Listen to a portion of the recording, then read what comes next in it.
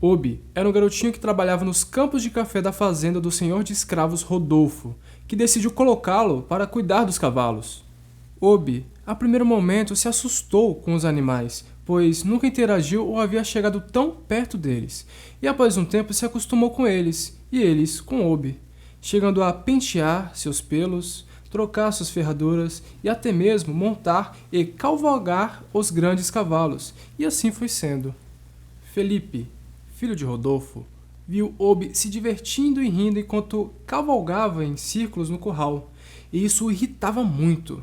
Pedia para o seu pai castigar Obi, mas o pedido com traços de ordens irritava o seu pai, e sempre negava seu pedido, e para inflar seu orgulho ferido, ia de encontro ao jovem Obi. Lançava ofensas, incomodava, mas sempre ia embora, e Obi voltava a cuidar dos animais.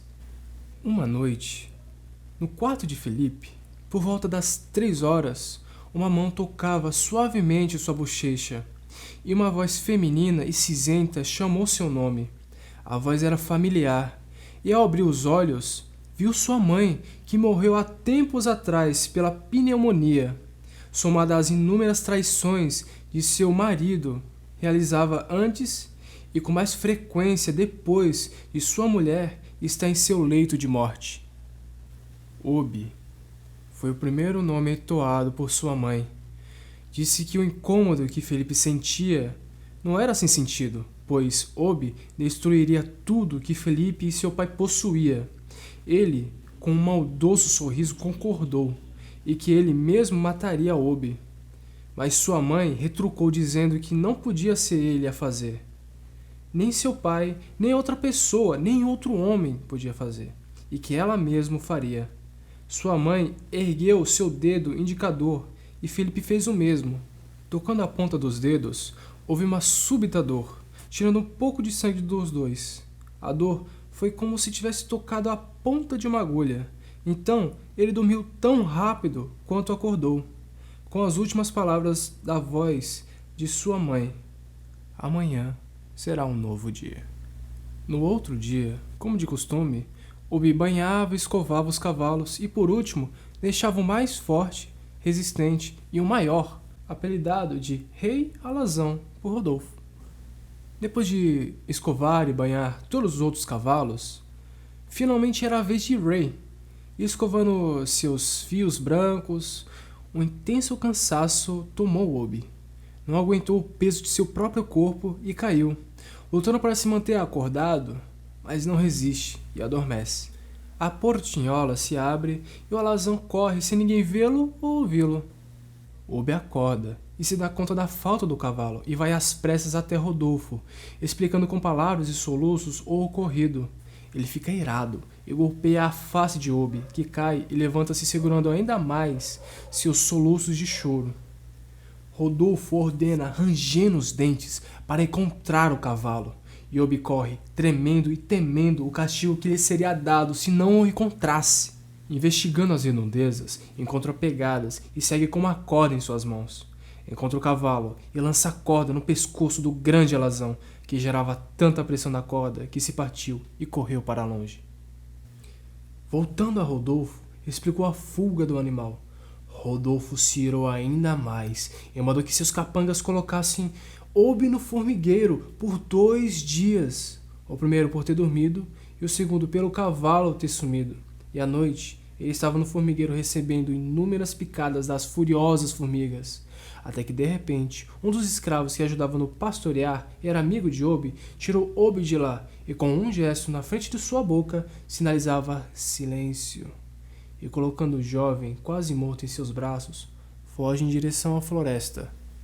Com seu amigo em seus braços, ainda consciente, corre entre troncos e afiados pedregulhos deixados pela natureza. Entre latidos, gritos e disparos dos capangas, velozmente corria, mas infelizmente não o suficiente. Em um dos disparos, acertou as suas costas, atravessando e baleando a parte da coxa direita de Obi.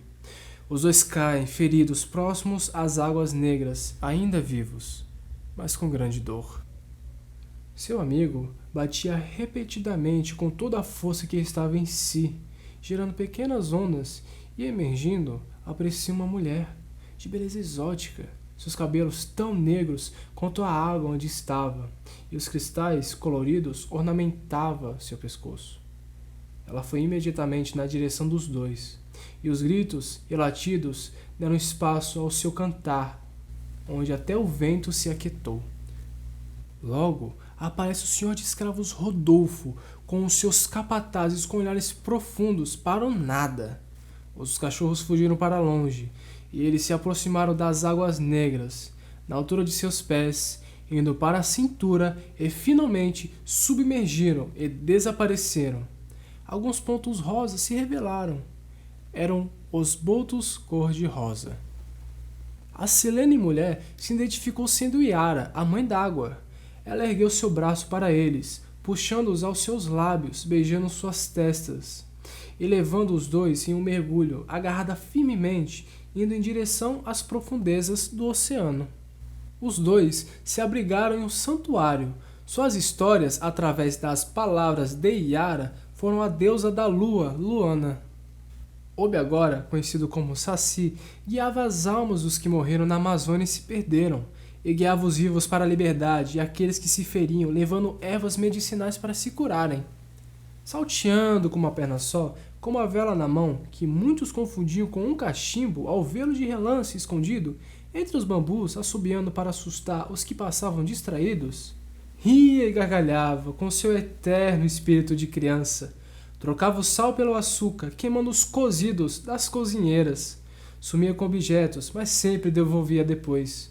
Quando ninguém olhava, trançava os cabelos dos cavalos. Seu amigo se tornou o Tritão, protegendo os oceanos com sua amada Yara de caçadores insolentes.